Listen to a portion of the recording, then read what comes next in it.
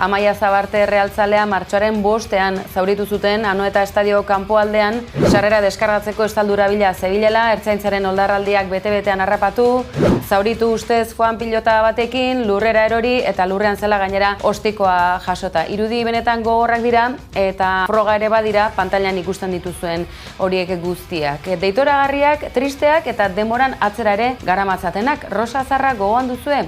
Inguru horietan bertan zendu zen hain zuzen ere. Tira, gauza honekin etortzeko gaurkoan ere kosta egin zaigu, baina tira, uda garaian bete-betean sartzen ari garela, halako albisteak dauzkagula eskuartean. Donostian, ote dugu ez dakit, umore ukiturik